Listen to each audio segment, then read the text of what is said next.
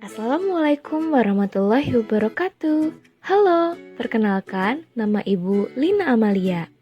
Pada kesempatan kali ini, Ibu akan menjelaskan materi tentang pengolahan sampah. Yuk simak videonya. Apakah kalian sudah tahu tentang jenis-jenis sampah? Jika kita perhatikan di lingkungan sekolah kita, terdapat 3 jenis tempat sampah. Ada tempat sampah yang berwarna hijau untuk sampah organik, ada tempat sampah berwarna kuning itu untuk sampah non-organik atau anorganik. Kemudian ada tempat sampah yang berwarna merah, itu untuk sampah B3. Apakah kalian tahu perbedaannya? Nah, kali ini Ibu akan membahas perbedaan ketiga jenis sampah tersebut dan juga cara pengolahannya.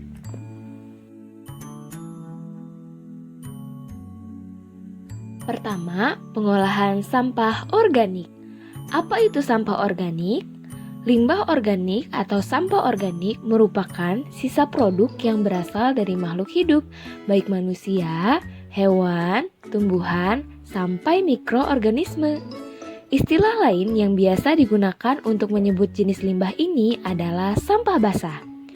Contoh limbah organik misalnya sisa tulang ikan, dedaunan kering dari tanaman hias, potongan kayu dari mebel, sampai tinja. Sifat sampah organik membuatnya mudah terurai secara alami dengan bantuan bakteri dan jenis mikroorganisme lainnya. Cara pengolahannya sendiri relatif mudah dilakukan dengan alih fungsi menjadi bahan dasar produk lainnya seperti kompos untuk menyuburkan tanaman hingga biogas yang bisa dipakai memasak atau bisa juga dengan mengolahnya dengan membuat lubang resapan biopori. Cara mengolah sampah organik menjadi kompos. Di sekitar lingkungan sekolah kita, ada tempat untuk mengolah sampah organik menjadi kompos seperti gambar berikut ini. Apa itu kompos? Kompos merupakan hasil dekomposisi bahan-bahan organik oleh mikroorganisme pengurai seperti bakteri dalam kondisi lingkungan tertentu. Kompos memiliki beberapa manfaat, salah satunya dapat memperbaiki struktur tanah, meningkatkan produktivitas tanaman. Selain itu, kompos juga meningkatkan kemampuan tanah dalam menyerap dan menyimpan air. Dilihat dari manfaatnya, kompos dapat digunakan sebagai pupuk tanaman. Bagaimana cara membuat kompos? Yang pertama, kalian harus menyiapkan bahan-bahannya terlebih dahulu. Kalian harus menyiapkan sampah organik seperti sisa sayuran, nasi, sisa buah-buahan, dan seluruh sampah yang berasal dari bahan organik atau bahan alami. Kemudian kalian harus menyiapkan serbuk gergaji atau tanah atau bisa juga pupuk kandang. Kemudian kalian harus menyiapkan aktivator, yaitu zat yang akan mengaktifkan kerja organisme pengurai sehingga akan mempercepat proses pembusukan dan penguraian bahan organik. Terdapat banyak jenis aktivator yang beredar di pasaran. Yang umum digunakan salah satunya adalah IM4. Contohnya seperti gambar berikut. Kemudian yang terakhir kalian harus menyiapkan air.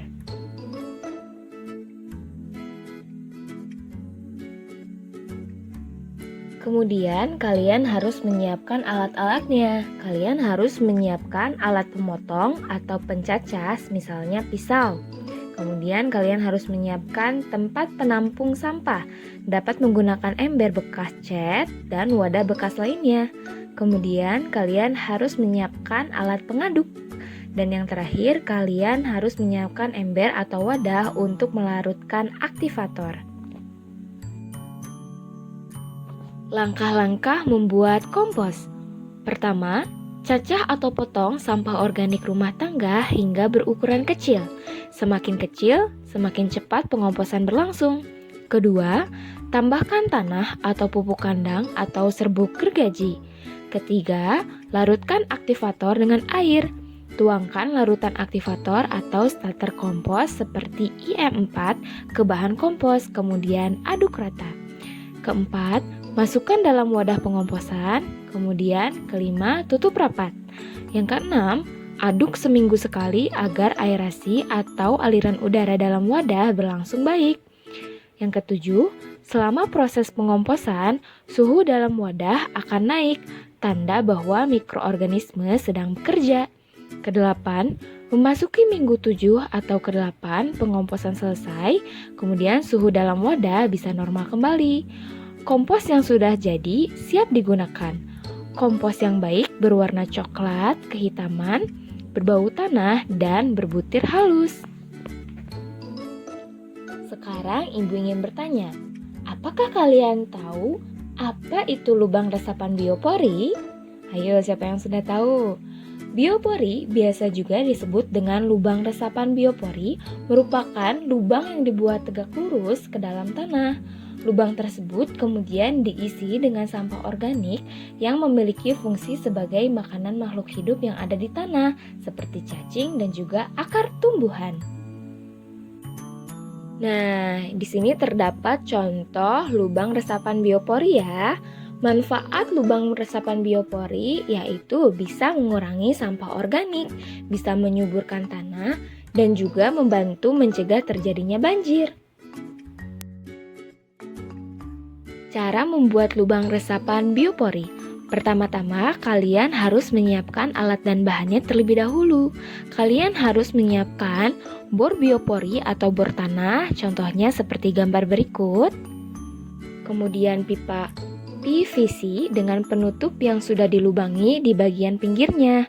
Kemudian siapkan sampah organik, siapkan air dan juga kawat jika tidak memakai penutup yang dilubangi. Langkah-langkah pembuatannya, pertama, tentukan lokasi tanah yang akan dijadikan lubang biopori. Kedua, siram tanah agar menjadi lunak dan mudah dilubangi. Ketiga, lubangi tanah dengan bor biopori atau bor tanah dan buat secara tegak lurus. Keempat, buat lubang sedalam 1 meter dengan diameter 10-30 cm. Kelima, lapisi lubang dengan pipa PVC seukuran diameter lubang yang sudah disiapkan. Keenam, isi lubang dengan sampah organik seperti daun, rumput, kulit buah, dan lain-lain. Ketujuh, tutup lubang dengan kawat besi atau tutup pipa PVC yang sudah dilubangi. Nah, begitulah langkah-langkah membuat lubang resapan biopori. Apakah kalian sudah memiliki lubang resapan biopori di rumah? Jika sudah, kalian bisa memfotokan dan mengirimkan ke wali kelas masing-masing ya. Yang kedua, Ibu akan menjelaskan pengolahan sampah anorganik atau non-organik. Apa itu sampah anorganik? Sampah anorganik adalah sampah yang dihasilkan dari bahan-bahan non-hayati dan tidak dapat diuraikan oleh alam. Berbeda dengan limbah organik yang mudah diolah karena dapat terurai secara alami, limbah anorganik memerlukan proses pengolahan yang lebih rumit dan panjang agar bisa dimanfaatkan kembali. Untuk mengurangi jumlah sampah anorganik di rumah, ada beberapa cara yang bisa dilakukan. Langkah yang bisa dilakukan adalah dengan reduce, reuse, dan recycle. Apa itu? Yuk kita bahas satu persatu. Cara pengolahan sampah anorganik. Pertama, kalian bisa dengan cara reduce atau mengurangi. Contohnya seperti tidak menggunakan sedotan plastik, membawa botol minum sendiri, dan membawa tas belanja. Ini adalah cara untuk mengurangi sampah plastik. Kemudian kalian bisa juga dengan cara reuse atau penggunaan kembali. Contohnya seperti menggunakan kembali botol kaca bekas untuk dijadikan wadah bumbu. Kemudian kalian juga bisa menggunakan cara recycle atau mendaur ulang. Seperti mengumpulkan bungkus plastik kemasan bekas bisa dijadikan taplak meja, bisa dijadikan tas, dan lainnya. Kemudian limbah kayu juga dapat digunakan untuk membuat kursi atau meja. Nah, di sini terdapat salah satu contoh produk daur ulang sampah karya siswa-siswi SD Plus Ar-Rahmat yang berasal dari botol bekas. Nah, botol bekas ini selain bisa menjadi hiasan, juga bisa diolah menjadi celengan, kemudian bisa juga sebagai pot ya, dan bisa didaur ulang menjadi produk lainnya. Nah, terakhir Ibu akan menjelaskan tentang sampah B3. Apa itu sampah B3? B3 itu singkatan dari bahan berbahaya dan beracun. Merupakan limbah yang mengandung zat dan konsentrasi yang dapat membawa dampak buruk bagi lingkungan dan kesehatan manusia. Contoh limbah B3 itu seperti bekas pengharum ruangan, pemutih pakaian, deterjen pakaian, pembersih kamar mandi, pembersih kaca atau jendela, pembersih lantai, pembasmi serangga, lem perekat, dan juga batu baterai. Cara mengolah sampah yang satu ini disarankan tidak dilakukan sembarangan ya, karena bisa menimbulkan resiko yang berbahaya jika salah olah. Maka dari itu, cara yang tepat adalah dengan memisahkan jenis limbah B3 ke dalam tempat pembuangan terpisah, supaya bisa mudah diidentifikasi saat dibawa oleh para petugas kebersihan. Nah, sekian penjelasan tentang pengolahan sampah, yaitu sampah organik, anorganik, dan juga B3.